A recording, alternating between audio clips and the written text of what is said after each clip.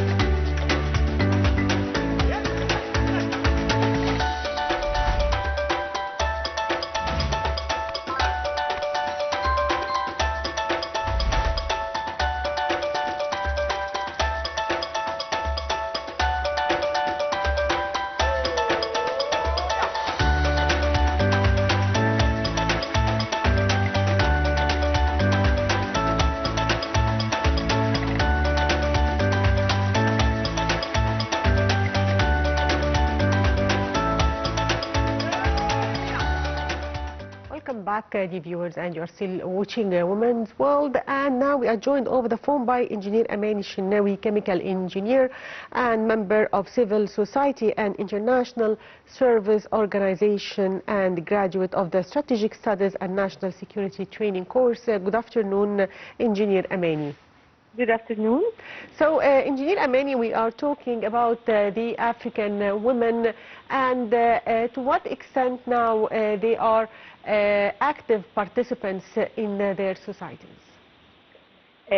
African women are empowered in the last years through the vision of the UN 2030. Yeah. All the countries are taking the vision and building their visions and their targets due to those visions. So one of the most important points in the UN Vision 2030 is women empowerment and equity. Yes. So, Dr. Amany, also, what are the African women role in the political process and also in decision making now in the African countries? The most important point in empowerment is to give people the chance to say their vote and to be an active member in the political life, and this is well shown in the voting processes across Africa. One of which was our Egyptian presidential voting process, which took place lately. And the women were voting in a very large number that wasn't seen before. This is due to empowering women, due to awareness among the society and among the rural areas, and facilitating the way for women to go and put their vote. So, what is the role of women in Africa's development on the social level, in different economic levels, agricultural levels? How do you see their role? African women are seen in all the roles in Africa, empowered as engineers, doctors, as entrepreneurs, in raising the economy in the African social life, and of course giving the opportunity to women to be empowered and to be active is giving more chance for the society, each country to have more active people, more productive people, especially when we treat all genders in equity, same salaries to women as men, working hours, and all the opportunities that might elevate their chances in professional life. And how can Egypt cooperate with different African countries in the field of empowering women, and the cooperation between African countries in this domain? How can they benefit also from the Egyptian experience in this domain?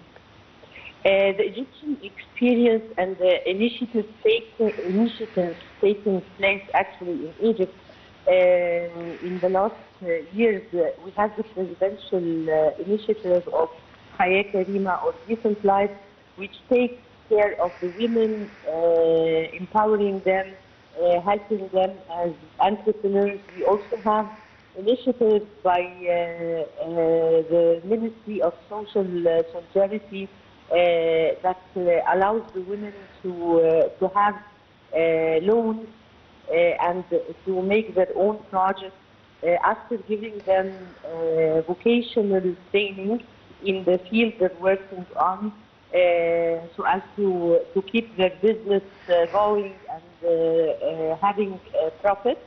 Of course, all these experiences can be copied and can be taught to other countries, and awareness can spread among all the countries, and that we have to help women either in job opportunities or as entrepreneurs and having their own jobs and their own business.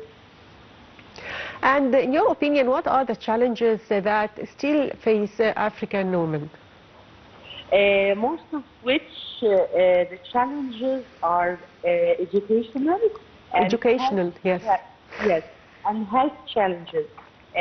Those are very important factors to have the human development index in a good condition. We always look at the education and the health.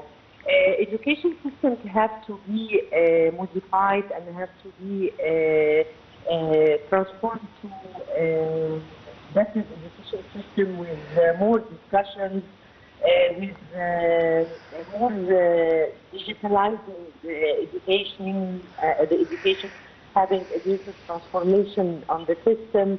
Health is very important to have healthy people who can, and of course healthy women who have the opportunity to work and to produce and to be productive. So those are very important points. Awareness among families that women have to go and study, they have to complete their education or at least have their basic education in order to be a productive member of the society. So, Engineer Manuel, also if we talk about the African women as athletes, and to what extent they excelled in the field of sports and participating in sports activities, how do you see this?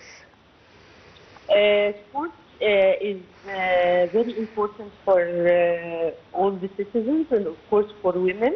In Africa we have strong athletes, women athletes that are well known in the field of running for long distances, in the field of swimming. There are many African countries that take care of sports since the kids were young, and of course for women and men. So what is the role of the civil society organizations in supporting women in general? Civil society always take care of the awareness points. Always civil society is present there on ground in rural areas and yes. in villages. So you always can have a conference that you gather a lot of women and have awareness. Those awarenesses are very important in the health issues, in education, and how you tell people that they have to take care of their girls, little girls. We have girl empowerment in our civil society work. So the girls are empowered and they have to go to school. After that, the vocational training is a very important point that the civil society takes care of. And this is very important for women who have who can join jobs that they weren't able to join before. I mean, in the field of energy, in the field of electronics, there are a lot of areas that women are having a great potential in. We can also have entrepreneurs, women entrepreneurs that have their own business, and they are trained. Civil society takes care of their training. And of course, there are a lot of initiatives made by the government in the field of giving them the loans, and all this process, each area goes in parallel with the other. The loans in parallel with the training, in order to make sure that the business of a particular entrepreneur is a successful one. I'd like to thank you, Engineer Amany Shenawy, chemical engineer and member of the Civil Society and International Service Organization. Thank you for being with us. And now we move to another segment of our program, which is the African hairstyle, as it is so attractive to many women to style their hair in an African way. So let's have a look on.